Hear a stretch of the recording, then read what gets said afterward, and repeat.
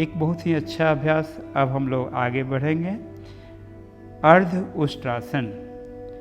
इसी अवस्था में है, घुटने के बल खड़े हो जाते हैं, घुटने पर। अर्ध उष्ट्रासन। सिर और पीठ को बिना झुकाए सीधा रखेंगे। वह स्थिति वज्रासन में थे उसी तरह। और दोनों हाथों को कमर के पास ले जाएंगे, अंगुलियों को नीचे की तरफ, हाँ, केहनियों को कंधे के समानांतर रखेंगे। अब धीरे से सिर को पीछे की तरफ झुकाते हुए गर्दन की मांसपेशियों को खिंचाव देते हुए पीछे की तरफ झुकेंगे। सांस अंदर खींचेंगे, धड़ को जितना संभव हो झुकाएंगे। फिर सांस बाहर छोड़ते हुए शरीर को शिथिल कीजिए, सीधा आ जाइए।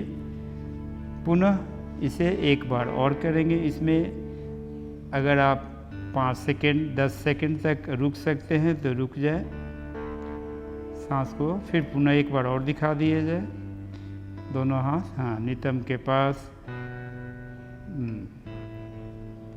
कुछ देर रुकें, फिर वापस लौट जाइए, वज्रासन में बैठ जाइए, पुनः विश्राम की स्थिति में आ जाइए। इस अभ्यास से फ़ायदा भी है आपको। पीठ, गर्दन की मांसपेशियों को मजबूत बनाता है, सिर और हृदय क्षेत्र को रक्त संचार को बढ़ाता है। यह अभ्यास से हृदय रोगियों के लिए अत्यंत लाभदायक है, किंतु इसका अभ्यास सावधानीपूर्वक करना चाहिए। और किनको नहीं करना चाहिए वह भी जानकारी आपको होनी चाहिए।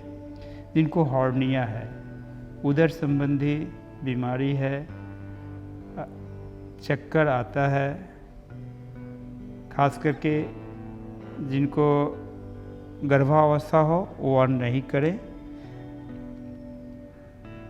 इनसे आपको बैक का काफ़ी अच्छा प्रभाव पड़ता है।